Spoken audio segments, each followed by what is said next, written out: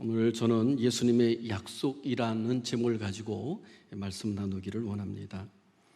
요즘 사회를 신용사회라고 합니다. 과거에는 우리가 금은방이나 아니면은 전당포에다가 무언가를 맡겨야만이 돈을 빌릴 수가 있었습니다. 근데 요즘은 신용카드라고 하는 것이 생겨서 사람들에게 신용으로 어느 정도 선에서 미리 우리가 물건도 살 수 있고 현금도 뽑아 쓸 수 있는 그런 신용사회가 되었습니다. 요즘 보면 우리 대한민국의 사회가 얼마만큼 성숙한 사회가 되었는가. 그래서 이 코로나 가운데서도 질서를 잘 지키는 이 세계에서도 모범적인 국가로 지금 대한민국이 이렇게 되어가고 있는 것이 또 얼마나 자랑스러운지 모르겠습니다. 지금까지는 미국이나 일본이나 유럽이 선진국이라고 우리가 그렇게 부러워하고 그렇게 바라보았는데, 지금에 와서 보니까 의료보험이라든지 또한 복지라든지 또한 국가의 질서라든지 사람들의 생각과 의식 수준이 그 나라보다도 오히려 더 훨씬 높더라는 거예요. 유럽에 가보신 분들은 알겠지만은 화장실이 돈을 내고 들어가야 되고 지저분하기가 또 말이 없다고 합니다.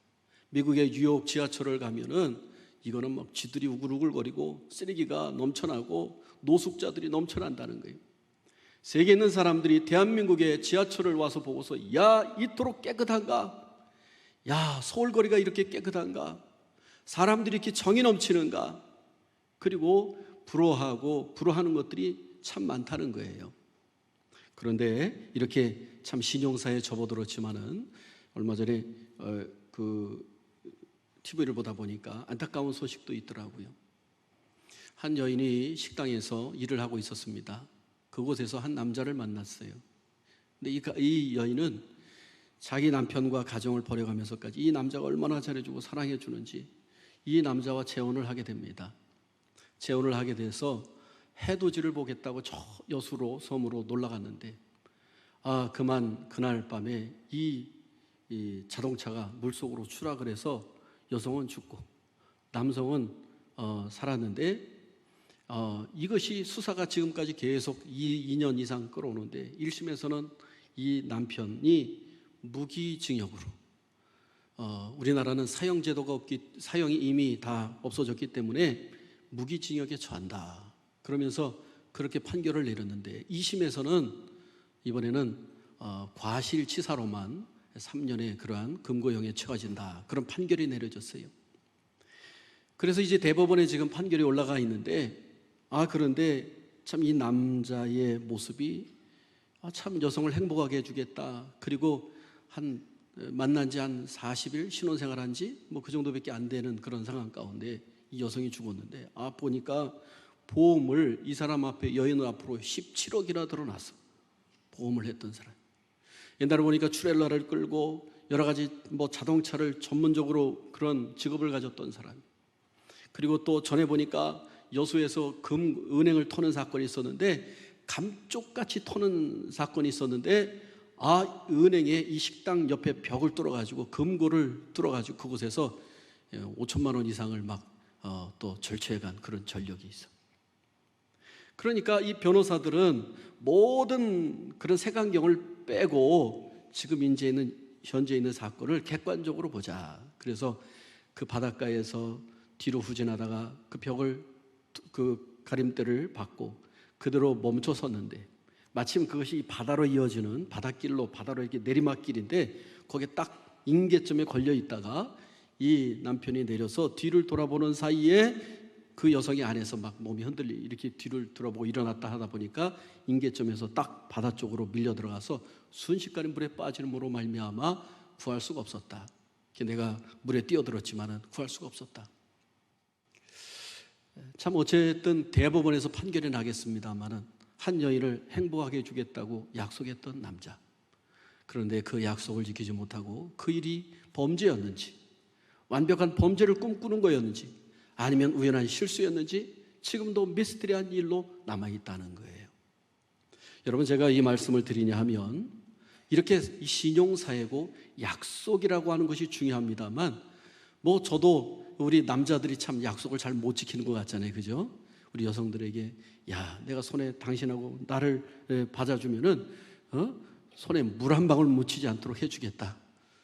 무슨 소리, 그죠? 살다 보면 남성들이 얼마나 여성들을 부려먹는지 몰라, 그죠? 약속을 잘 못 지키는 경우들이 허다해요. 그러나 남성들 중에서는 약속을 잘 지키는 남성들도 있죠. 어쨌든 이렇게 이 사회에 약속을 하고 약속을 잘 지키기도 하지만 약속을 잘 지키지도 못하는 일들이 비일비재합니다.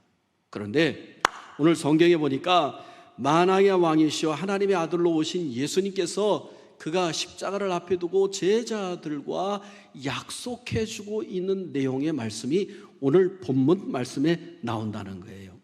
한번 16절, 17절, 18절 한번 같이 또 읽어보겠습니다. 시작. 내가 아버지께 구하겠으니 그가 또 다른 보혜사를 너희에게 주사 영원토록 너희와 함께 있게 하리니 그는 진리의 영이라. 세상은 너희 그를 받지 못하나니 이는 그를 보지도 못하고 알지도 못함이라. 그러나 너희는 그를 아나니 그는 너희와 함께 거하시며 또 너희 속에 계시겠습니다. 내가 너희를 고와 같이 버려두지 아니하고 너희에게로 오리라. 아멘. 우리 하나님께 구하셔서 누구를 보내주시겠다고 말씀해 주셨어요? 보혜사, 또 다른 보혜사 성령님을 보내주시겠다 말씀해 주고 있어요.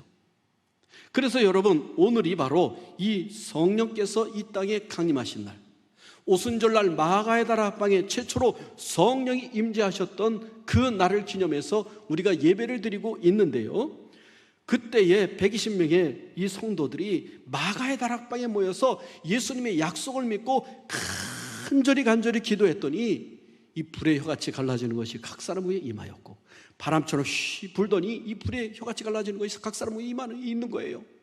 그리고 이 사람들이 성령을 받으니까 외국어를 갑자기 하기 시작합니다.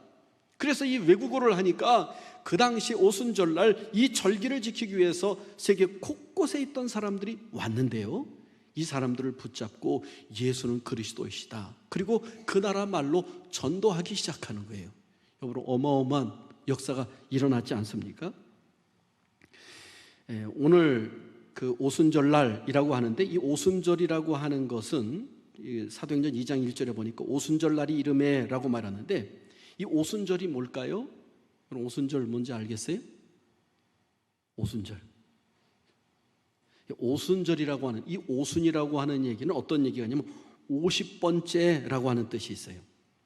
헬라어로는 펜테코스토스라고 하는 단어를 쓰는데 50번째라고 하는 것을 이게 한자로 이렇게 돼서 오순절이라고 말해주고 있어요.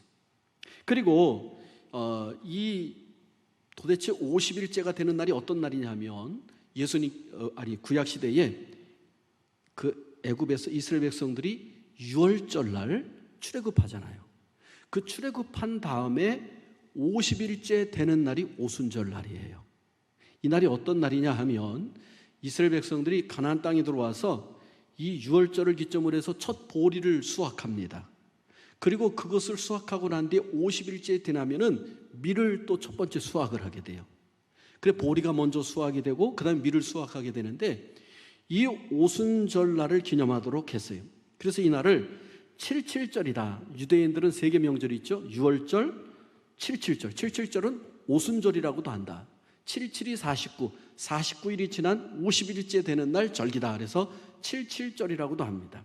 그리고 또 하나는 장막절이 있는데, 이스라엘 백성들이 애굽에서 나와서 광야에서 장막을 치고 살았던 것을 하나님의 인도하심을 기억하고 7일 동안 장막을 지어놓고 그 텐트 속에서 살아가는 절기를 지키는 것이 장막절이에요. 그래서 이스라엘 사람들은 유월절, 오순절, 장막절을 지키는 거예요. 그래서 이 성령 받을 그때 당시에 각처에 있던 사람들이 이 오순절날 예루살렘으로 모여들었고, 그때 성령 충만 받은 이 제자들과 그리고 120명의 성도들을 통해서 복음이 널리 증거되었던 거예요. 놀랍죠. 그런데 유월절날 애굽에서 첫 번째 장자가 죽을 때 어린 양을 잡아서 문설주에 바르면 그 이스라엘 백성의 집에는 장자들이 죽지 않았잖아요. 그래서 이스라엘 백성들이 구원받은 날, 애굽에서 출애굽해서 구원받은 날, 놀랍도록 예수님은 십자가에 못 박혀 죽었을 때가 바로 오순절 때예요. 여러분 아시죠? 유월절. 그래서 유월절 날 그 이스라엘 백성들의 관례는 십자가에 못 박힌 죽은 사람을 나무에 매다는 일이 없어서 미리 예수님을 그 시신을 내려서 그 아리마대 요셉의 자기 무덤에 이렇게 장례 지냈던 것을 여러분이 기억할 거예요. 여러분 신기하죠? 유월절 때 예수님께서 십자가에, 예수님 말하던 그때예요. 그래서 예수님이 십자가에 못 박히심으로 말미암아 이스라엘 백성뿐만 아니라 온 인류의 백성이 죄와 사망의 노예로 살아가고 있었는데 거기서 해방시켜주는 이스라엘의 유월절과 같은 놀라운 은혜를 주셨어요. 그리고 이 오순절 때는 어떤 역사가 있었냐면 애굽에서 유월절 때 나와가지고 이 광야를 거쳐서 44일째 되던 날 시내산에 이스라엘 백성이 도착을 합니다. 그런데 이 44일 날 도착을 하고 바로 그때 이 모세는 이 시내산에 올라가서 하나님으로부터 율법을 받게 되죠. 바로 그때가 이 오순절 77절 이때와 또 맞아떨어지는 거예요. 그래서 하나님의 말씀을 받아서 레위기, 신명기가 완성이 되어 구약성경의 모든 토대가 되는 거예요. 여러분 바로 이 오순절 때에 예수님께서 그거보다 훨씬 수천 년 뒤에 이 땅에 오셔서 유월절 되는 날에 그때 십자가에 돌아가셨고, 그리고 다시 부활하신 예수님은 50일 지난 그 오순절날 바로 성령님을 이 땅에 우리에게 보내주시는 그 약속을 지키셨다는 사실인 것입니다. 할렐루야. 예수님은 약속을 어떤 분이시라고요? 반드시 지키는 분이시다. 내가 세상 끝날까지 너희와 항상 있을 것이다 약속했던 주님은 지금도 우리와 함께 하시는 줄로 믿습니다. 할렐루야. 요한복음 14장 16절 17절 아까 말씀 읽었잖아요. 내가 아버지께 구하겠으니 그가 또 다른 보혜사를 너에게 주사 영원토록 너희와 함께 있겠다. 그는 진리의 영이고 그래서 세상 사람들은 그를 능히 받지 못하지만은, 그를 보지도 못하지만은 너희는 그를 아니까 그는 너희와 함께 거하시며 너희 속에 계시겠습니다. 오늘 우리 가운데 성령님이 계시는 줄로 여러분 믿으시기를 바랍니다. 할렐루야. 우리 주님은 너희를 홀로 두지 않겠다, 그렇게 약속하신 대로 우리와 함께하여 주십니다. 원래 예수님의 별명이 또 다른 이름이 뭐냐면 임마누엘이래요. 임마누엘이 뭐예요? 하나님이 우리와 함께 계시다. 그 예수님께서 부활 승천하시면서 또 다른 보혜사 성령님, 예수님의 영을, 하나님의 영을 이 땅에 보내주셨습니다. 그럼 이 성령님의 역할이 도대체 뭐냐? 이 성령님은요, 잘 들으세요, 우리를 도우시고 인도하시는 분이다. 한번 따라해보세요. 성령님은 우리를 인도하시고 도우시는 분이십니다. 요한복음 14장 26절에 보니까 보혜사 곧 아버지께서 내 이름으로 보내실 성령, 그가 너희에게 모든 것을 가르치고 내가 너희에게 말한 모든 것을 생각나게 하리라. 여러분이 성경 말씀은 사실 예수님은 이 땅에 오셔서 책을 한 권도 쓰지 않으셨어요. 그런데 마태복음, 마가복음, 누가복음, 요한복음은 또 그 밖에 서신서들은 예수님에 대한 이야기로 가득 차 있어요. 그런데 이 가장 빨리 쓴 마가복음 같은 경우에도 예수님이 십자가에 못 박혀 죽으시고 난 다음에 약 30년 이상 지난 후에 이 성경 말씀이 쓰여졌거든요. 심지어 요한복음 같은 경우에는 예수님이 십자가에 못 박혀 죽으시고 부활하신 이후부터 약 70년 후쯤에 쓰여졌거든요. 그러니까 여러분, 이 성경 말씀이 바로 그 당시에 쓰여진 것이 아니에요. 그런데 놀라운 것은 예수님의 말씀을 다 기억하고 그 행동을 다 기억하고 그리고 이 공간복음들이 기록되었다는 거 여러분 놀랍지 않습니까? 이건 뭐와 같으냐 하면 여러분이 오늘 제가 이 설교 말씀한 것을 나중에 30년 아니면 70년 후에 기억하고 책에 기록할 수 있을 정도의 그런 능력이 있다는 것과 똑같은 거예요. 놀라운 것은요, 이 요한복음 14장, 15장, 16장, 17장 쭉 가보면 여러분 성경책 보세요. 온통 빨간 글씨로 되어 있어요. 빨간 글씨로 되어 있다는 것은 예수님께서 말씀하신 것을 빨간 글씨로 기록한 거예요. 그런데 이 예수님이 겟세마네 동산에서 기도한 것들은 다 제자들은 졸고서 알지 못하지만은 바로 이 요한복음의 저자 요한은 예수님의 기도 내용까지도 정확하게 기록하고 있다는 거예요. 여러분 누가 기억나게 하셨을까요? 성령님께서 도와주시고 기억나게 해 주셨다라고 하는 사실인 것입니다. 할렐루야. 모든 성경은 하나님의 감동으로 된 것으로 영과 흥과 모든 관절을 찔러 쪼개기까지 한다. 또 모든 성경은 하나님의 감동으로 된 것이라고 성경은 분명히 말씀해 주고 있어요. 여러분 그렇습니다. 오늘 성령께서 임하시면 성경 말씀을 기억나게 하시고 성경 말씀을 읽을 때 깨닫게 하여 주시고 그리고 우리로 하여금 더욱더 기도할 수 있는 능력을 허락해 주시고 모든 연약한 것으로부터 담대하게 이길 수 있는 능력을 우리에게 부어주시는 줄로 믿습니다. 할렐루야. 우리의 연약함고 우리의 약한 것을 도와주시고 인도해 주시는 분이세요. 어떤 때는 어떻게 기도해야 할지 모르는 우리에게 절망과 낙심 가운데 있기도 하잖아요. 우리 사람들이 얼마나 연약한 존재인지 몰라요. 내가 예수님을 잘 믿겠다고 결단하지만은 때로는 넘어져서 쉽게 쓰러지는 경우들이 많아요. 미국에서 있었던 일인데 한 장로님이 계셨어요. 이번에 사업을 하시는 분인데 어느 날 아주 중요한 바이어와 만났어요. 근데 만났는데 이 사람은 술을 좋아하는 사람이에요. 그런데 이 사업을 하는데 이게 그 사람이 술을 좋아하니까 어쩔 수 없이 이 술을 마시게 됐어. 그 사람 바이어가 또 이 사람이 장로님인지도 모르니까 에이 모르겠다, 하나님도 잠시 눈 감아 주시겠지. 그리고서 이 사람을 접대하면서 그만 이 술을 마셨네. 그런데 이 장로님이 술을 마셔봤어야지. 술을 안 마셔본 장로님이 술을 한번 마시니까 이게 막 집에 운전을 하고 돌아오는 차가 막 왔다 갔다 이리 왔다 저리 갔다 갈치자로 가는 거예요. 뒤에서 삐오 하고 누가 쫓아왔을까요? 경찰이 따라온 거예요. 따라와가지고 내리십시오. 그러더니 손을 양쪽으로 벌리십시오. 그리고 이 도로선에서 한번 똑바로 걸어보십시오.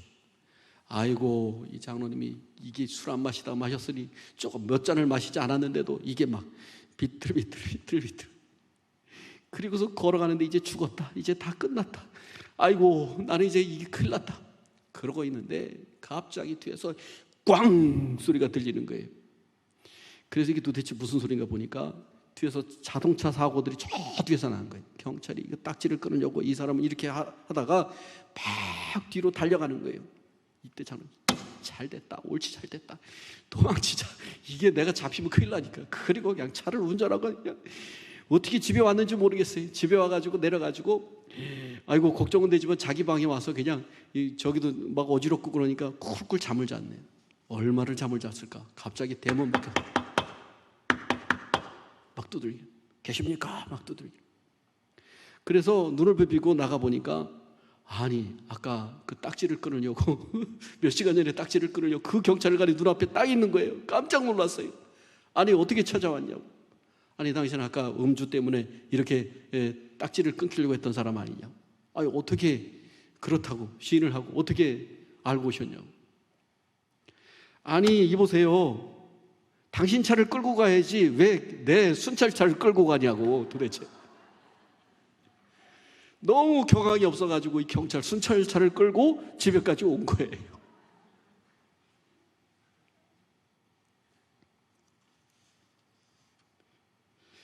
경찰관이 도토로 웃음을 웃더니 이 순찰차만 찾은 것만 해도 다행이라고 딱지도 않고 그대로 돌아갔대. 그다음부터 이 장로님 아이고 주여 살려주셔서 감사합니다. 이제는 다시는. 여러분 사람은요 이권이 있으면 이렇게 눈앞에 연약해지는 것이 사람이에요. 그죠? 참 사람들이 참 어떻게 보면 강한 것 같지만 약한 것들이 우리 아니겠습니까? 오죽하면은 질그릇과 같은 존재라고 성경은 말씀해 주고 있어요. 참 우리가 조그만 어려운 일이 있으면은요 얼마나 어깨가 축 처지고 실망스러운 현실 가운데 우리가 삶을 살아가는지 모릅니다. 아무것도 앞에 보이지 않는 현실 가운데 우리가 다시 기도할 수 있는 이유는 성령님, 보혜사 성령님께서 나와 함께 해주시기 때문인 줄로 믿습니다. 세상이 빡빡해도 우리가 다시 살 소망을 가지고 일어설 수 있는 것은 하나님께서 우리에게 소망을 주시기 때문입니다. 이 차가운 세상 속에서도 결코 혼자가 아니라고 하는 사실은 이 성령님이 나와 함께 해 주시기 때문인 것입니다. 여러분 삶 가운데 어떤 어려움과 역경 가운데 눈물을 흘리며 기도합니까? 보혜사 성령께서 여러분을 위로해 주시고 함께 기도해 주시고 새 힘을 주신다는 사실을 믿으시기를 바랍니다. 두 번째로 이 보혜사 성령이 오시면 복음의 정인으로 우리를 담대하게 세워주십니다. 사도행전 1장 8절에 보니까 오직 성령이 너에게 임하시면 너희가 권능을 받고 예루살렘과 온 유대와 사마리아와 땅끝까지 이르러 내 증인이 되리라 하시니라. 여러분, 오순절날 성령이 임하니까 이들이 겁쟁이였잖아요. 다 숨었잖아요. 그랬던 사람들이 담대하게 예수님을 전합니다. 심지어 외국어를 막 자유자재로 하는 거예요. 바벨탑 사건 때 하나님께서 언어를 흩으셨지만은, 그러나 다시 이 마지막 때가 되면 언어를 다시 사람들에게 깨닫게 하셔서 복음을 전하게 하시고 모든 사람들에게 주님 앞으로 돌아오게 하는 놀라운 역사가 있을 것이라고 하는 사실을 말씀해 주고 있음을 보게 됩니다. 여러분, 성령이 우리와 함께 하시면 우리가 힘이 생깁니다. 권능이 생깁니다. 내성적이든 외향적이든 상관이 없습니다. 이 복음의 능력으로, 성령의 충만함으로 임재하면 바로 담대하게 복음을 전할 수 있는 능력을 우리에게 주시는 줄로 믿습니다. 예수 믿고 성령이 함께 하실 때 다른 사람에게 예수님을 전하고 싶은 마음이 강력하게 일어나는 거예요. 세 번째로, 성령이 임하시면 성령의 열매를 주렁주렁 맺게 되어 있다는 거예요. 여러분, 갈라디아서 5장 22절로 23절에 보니까 오직 성령의 열매는 사랑과 희락과 화평과 오래 참음과 자비와 양성과 충성과 온유와 절제니 이 같은 것을 금지할 법이 없느니라. 성령이 오면은요, 이런 것들, 사랑, 희락, 화평, 오래 참음, 자비, 양성, 충성, 온유, 절제가 내 속에서 막 끌어오르기 때문에 다른 것들이 이것을 막을 수 없다는 거예요. 그런데 반대로 사탄, 마귀에게 사로잡히면 어떤 역사가 벌어지느냐? 거짓이 우리 입술에 날마다 튀어나옵니다. 사기를 칩니다. 배신을 합니다. 슬픔이 넘칩니다. 낙심합니다. 좌절합니다. 무자비합니다. 사나웁니다. 용서하지 못합니다. 그런데 이 성령이 임하시면 사랑이 넘칩니다. 기쁨이 넘쳐요. 화평이 넘쳐요. 오래 참아요. 충성이 있어요. 온유가 있어요. 오늘 성령께서 임재하여 주셔서 이 성령의 열매로 풍성히 맺어지는 저 여러분이 될 수 있기를 주님의 이름으로 축복합니다. 그럼 이 성령 충만 받기 위해서 우리는 어떻게 해야 될까요? 첫 번째로는 주님의 약속의 말씀을 믿어야 될 줄로 믿습니다. 믿는 사람은 기다릴 수 있는 거예요. 여러분, 제가 아내와 처음에 만날 때 데이트 약속을 했는데 몇 시에 만났어요. 가서 기다리는데 1시간이 지나고 2시간이 지나고 3시간이 지나도 안 오네. 그때는 이 핸드폰도 없던 시대니까 어떻게 만날 수 없는 거예요. 그래서 결국 못 만났어요. 문제는 뭐냐? 약속 장소를 착각하고 다른 데 가서 기다리고 있었던 거예요. 그런데 여러분, 우리 주님은 정확하신 분이십니다. 주시겠다고 약속하신 그 성령님을 반드시 주십니다. 여러분, 이 약속하신 주님을 믿으시기를 바랍니다. 내가 아버지께 구하겠으니 그가 또 다른 보혜사를 너에게 주사 영원토록 너희와 함께 있겠다. 사도행전 1장 4절 5절에 보니까 사도와 함께 모이사 그들에게 분부하여 이르시되 예루살렘을 떠나지 말고 내게 들은 바 아버지께서 약속하신 것을 기다리라. 요한은 물로 세례를 베풀었으나 너희는 몇 날이 못되어 성령으로 세례를 받으리라 하시니라. 할렐루야. 이 약속을 믿고 120명의 성도들이 열흘 동안 떠나가지 아니하고 간절히 기도했더니 성령 받은 줄로 믿습니다. 말세에 내가 내 영을 모든 육체에게 부어주리니 너희 자녀들은 예언할 것이요 너희 젊은이들은 환상을 보고 너희 늙은이들은 꿈을 꾸리라. 사도행전 2장 17절에 요엘서 말씀을 예로 들어서 우리에게 분명히 성령을 주시겠다고 약속해 주셨어요. 여러분, 성령님은 이미 여러분이 예수님을 고백할 때 임재한 줄로 믿습니다. 근데 중요한 것은 성령의 충만함을 받는 길이에요. 성령의 충만함은 성령이 소멸되어 없어질 수도 있고 날마다 새 힘을 주시고 내 가운데 날마다 임재할 수도 있는 거예요. 저는 여러분 가운데 성령을 금식해서 성령이 떠나가는 일이 없이 성령이 날마다 여러분 가운데 임재하는 역사가 있기를 주님의 이름으로 축복합니다. 매일매일 동행해야 되는 거예요. 날마다 성령의 충만함을 부음받아야 되는 거예요. 두 번째로 성령 충만받기 위해서는 철저하게 우리 자신이 회개해야 됩니다. 여러분, 이 컵 안에 물이 담겨져 있는데 이 더러운 컵 안에 물을 따라줄 수 없잖아요. 내 속이 더럽고 추악하면 이 가운데 성령이 임재할 수가 없는 거예요. 하나님의 영은 거룩하신 영이십니다. 여러분, 사도행전 2장 38절에 베드로가 이렇게 얘기합니다. 너희가 회개하여 각각 예수 그리스도의 이름으로 세례를 받고 제사함을 받으라. 그리하면 성령을 선물로 받으리니. 뭐라고요? 회개하라. 회개하면 누가 임재하신다고요? 성령님이 우리 가운데 임재하신다. 회개할 때 우리 마음에 평강이 있고, 회개할 때 우리 가운데 기쁨이 있고, 그리고 그곳에 성령께서 충만하게 임재하시는 바탕이 이루어지는 줄로 믿습니다. 세 번째로 우리가 성령 충만받기 위해서는 하나님 앞에 결사적으로 간절히 기도해야 될 줄로 믿습니다. 예수님의 제자들은 감람산에서 예수님께서 승천하신 광경을 목격하신 후에 사도행전 1장 4절에 예루살렘을 떠나지 말고 내게 들은 바 아버지께 약속하신 것을 기다리라. 이 말씀을 듣고서 바로 이 마가 다락방에서 간절히 기도에 전혀 힘썼더라라고 성경은 말씀해 주고 있어요. 초대교회 특징 중에 여러 가지가 있습니다만 가장 큰 특징은 기도하는 교회였더라. 사랑하는 성도 여러분, 여러분이 때를 어떤지 못 어떤지 기도하기 힘쓸 수 있기를 바랍니다. 할렐루야. 우리 교회가 기도하는 교회가 되어야 될 줄로 믿습니다.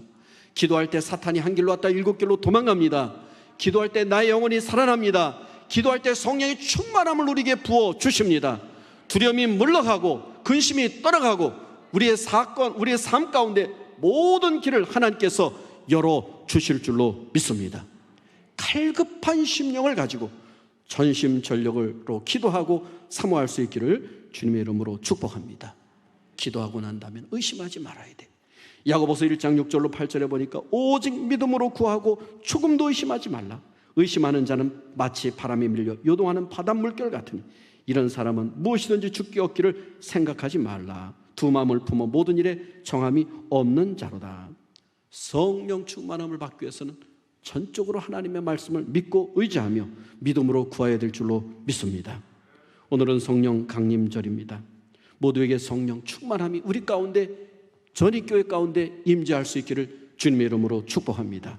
그래서 악한 사탄 마귀를 이기고 죄를 이기고 나의 자아를 이기고 예수님의 능력으로 온전한 제자로서 이 시대 말에 하나님의 축복을 누리며 그리고 하나님의 복음을 전하며 위대하게 쓰임받는 저 여러분들이 될 수 있기를 주님의 이름으로 축복합니다.